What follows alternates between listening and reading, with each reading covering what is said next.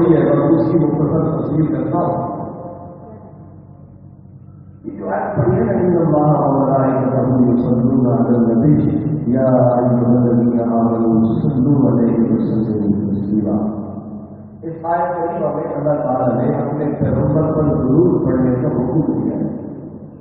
اس آیت کو سمجھنے سے قبل پس منظر آپ نے سمجھنا ہے.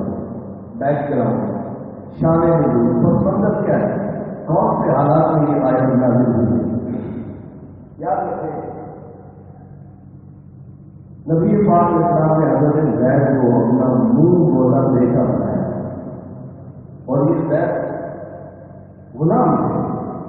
آپ کی بیوی سیدہ خدیجہ کبریٰ رضی اللہ تعالیٰ عنہا نے آپ کو ہدیہ دیا تھا. اور یہ زید رضی اللہ تعالیٰ عنہ کو غلام نہیں تھے, بس ایک موقع پر اپنے والدین سے بچھڑ گئے. بعض لوگوں نے پکڑ لیا اور پھر حکام کے بازار میں جا کر بیچ دیا. حالانکہ یہ بڑے امیر کبیر گھرانے سے تعلق رکھتے تھے, یہ تو غلام نہیں تھے, بس ظالموں نے انہیں پکڑا اور پکڑ کے منڈی میں جا کے بیچ دیا. جب اگلوں نے پیسوں سے خرید کیا تو پھر تو غلام بن گئے. اور کس نے خریدا؟ حضرت خدیجہ کبریٰ رضی اللہ تعالیٰ عنہا نے ان کو خرید لیا. نبی پاک علیہ السلام نے جس وقت حضرت خدیجہ کبریٰ رضی اللہ تعالیٰ عنہا کی شادی ہوئی تو انہوں نے یہ غلام آپ کو ہدیہ کر دیا. نبی علیہ السلام نے انہیں غلام نہیں رکھا, آپ نے تو انہیں آزاد کر دیا. صرف آزاد نہیں کیا, اپنا بیٹا بنا دیا. نئے نصیب حضرت زینب کے غلامی اور پھر غلامی میں جب پیغمبر کے پاس پہنچے تو صرف غلامی سے ہی آزادی نہیں ملی, آپ کی غلامی میں ایسے غلام بنے کہ اللہ کے رسول نے بیٹا بنا دیا. یہی حضرت زینب رضی اللہ تعالیٰ عنہ نبی پاک کے سامنے اپنی چھوٹی ذات ہے حضرت زینب سے ان کا نکاح کیا, جو بڑی قریشی خاندان کی اور بڑے اعلیٰ خاندان کی ایک عورت تھی. نبی پاک کے سامنے حضرت زینب سے نکاح کر دیا, لیکن ان کا آپس میں اتفاق نہیں ہو سکا. حضرت زینب نے حضرت زینب کو طلاق دیا. نبی پاک کے اسلام کے دل میں خیال آیا کہ حضرت زینب کی دلچسپی اسی میں ہے کہ میں حضرت زینب سے نکاح کر دوں اور اسے امہات المومنین کے زمرے میں شامل کر دوں. لیکن آپ ایک کام کرتے تھے, آپ کے دل میں خوف تھا, اس لیے کہ نبی پاک علیہ السلام نے حضرت زینب کو منہ بولا بیٹا بنایا ہوا تھا. اور اس دور میں منہ بولا بیٹا جو ہوتا تھا وہ حقیقی بیٹوں کی طرح سمجھا جاتا تھا. جس طرح ایک بندہ حقیقی بیٹے کی بیوی سے نکاح نہیں کر سکتا بہو سے, اور اس کے طلاق دینے کے بعد یا بیٹے کے مر جانے کے بعد, اسی طرح اگر کوئی کسی کو وہ بولا بیٹا بنا دیتا تھا تو وہ اس کی بیٹی سے یعنی اپنی بہو سے نکاح نہیں کر سکتا. نبی پاک علیہ السلام نے حضرت زینب کو وہ بولا بیٹا بنایا تھا. زینب کا ان سے نکاح نہیں ہو سکا. پہلے تو آپ نے اعلیٰ خاندان کی عورت حضرت زینب سے نکاح کی, اور پھر جب حضرت زینب کو طلاق ہو گئی تو بڑی پریشان ہو گئی. نبی پاک کے سامنے چاہتے تھے کہ زینب سے میرا نکاح ہو جائے, امہات المومنین کے زمرے میں شامل ہو جائے, لیکن آپ کو ڈر تھا وہ خارجی کو قتل کریں گے. اللہ کریم نے فرما میرے پیغمبر آپ تو آخری پیغمبر ہو, آپ تو خاتم النبیین ہو, اور یہ رسم مشرکین ہے کہ منہ بولے بیٹے کو حقیقی بیٹے کی طرح سمجھنا اور اس کی چیز سے نکاح کرنا, یہ تو رسم مشرکین ہے. اور اگر آپ نے اس رسم کو نہ توڑا, آپ کے بعد کون رہے گا اس رسم کو توڑے گا؟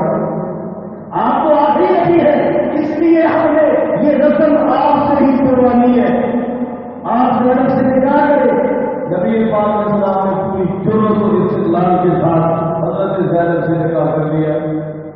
جب لوگوں کو پتہ چلا, منافقین نے یہود نے طوفانے پر تبدیلی کھڑا کر دیا, دیکھو بھی اپنے آپ کو پیغمبر کہتے ہیں اور اپنی بہو سے نکاح کر لیا.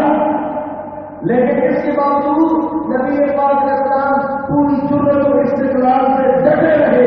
آپ نے تبلیغ کا حق ادا کر دیا تو اللہ تعالیٰ نے یہ ایسے نازل کر دیا, ان اللہ وملائکتہ یصلون علی النبی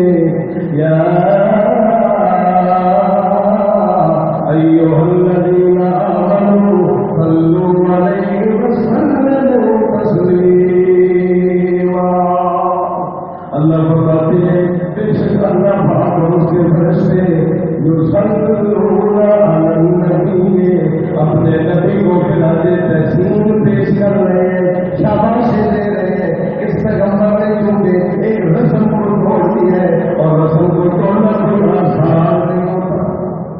بات ہے نبی کے موقع پہ دیکھتا ہو نا توڑو رسم کو پتہ چلے گا، لیکن ایک دفعہ بندہ کھڑا ہو جائے تو پھر اللہ کی مدد اور نصرتیں آ جاتی ہیں۔ بس ایک دفعہ ہمت کرنی پڑتی ہے، لیکن ہمت کون کرے؟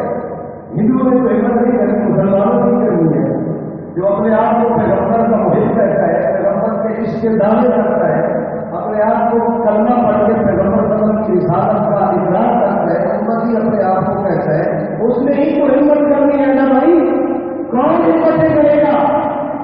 ہماری مسلمانی کا پتہ اور ہماری محبت اور عشق کے دعوے کا پتہ ہی اس وقت اور اس کے اندر تمیز اور امتحان کی وقت ہوتی ہے جب وہ ہمارا بننا ہوتا ہے، جب بننا ہوتا ہے، اس وقت ایک بندہ اپنی برادری کو پڑے کر دے اور لوگوں کو معاشرے کو کھڑے کر کے پیغمبر کی سنت کو سینے سے لگا دے تو پتہ چلتا ہے کہ یہی بندہ پیغمبر کے ساتھ محبت اور اس کے ساتھ نہیں سکتا ہے۔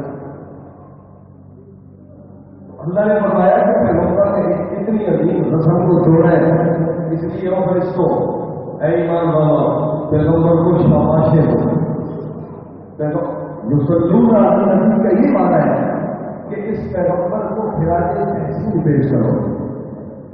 دشمن اور مخالفین کے پروپیگنڈوں کے باوجود اس نے رسم کو توڑ دیا ہے۔ اس لیے میرے بھائیوں، میرے محبوب پیغمبر نے ایسے بھی فرمایا تھا کہ جب ایسا دور آئے گا، دین سے دوری کا دور ہوگا، سنتوں سے دوری کا دور ہوگا، ایک بندہ معاشرے کو چھوڑ کر کے اور پیغمبر وسلم کی ایسی سنت جس کو معاشرے نے ٹک کر دیا ہوگا اور لوگ جانتے بھی نہیں ہوں گے کہ یہ سنت ہے، ایک بندہ سب کچھ کے باوجود اس سنت سے عمل کرے گا۔ پیغمبر نے فرمایا یوں سمجھو جس طرح آزارے کو ہاتھ سے دینا مشکل ہے نا، اس دور میں سنتوں پہ عمل کرنا بھی ایسے ہی مشکل ہوگا۔ انگارہ ہاتھ میں جو پکڑ اسی لیے فرمایا کہ ایسے گئے گزرے دور میں جو میری ایک سنت کو لانے پکڑے گا اللہ اسے 100 شہیدوں کا ثواب عطا کرے گا۔ شہید ہونا اور شہادت کا رتبہ پانا اور اپنا خون بہانا اور اپنی گردن کٹانا کوئی آسان نہیں ہے، یہ بڑا مشکل ہے۔ 100 شہیدوں کا ثواب ایسے آسان نہیں کہ جسمان بنا ہوا 100 شہیدوں کا ثواب نہیں ہے۔ یہ ایسی سنت جس کو لوگوں نے ڈھک کر دیا ہو، جس کو لوگ بھول چکے ہو، اگر کوئی میرا امتی میری محبت سے اور میری محبت کے دائرے میں سچائی ثابت کرنے کے لیے اس دور میں میری اس سنت کو سینے سے لگائے گا جب لوگوں نے اس سنت کو چھوڑ رکھا ہوگا، میرے پیغمبر نے فرمایا وہ ایک سنت پوری کرے گا اللہ اسے 100 شہیدوں کا ثواب عطا کرے گا۔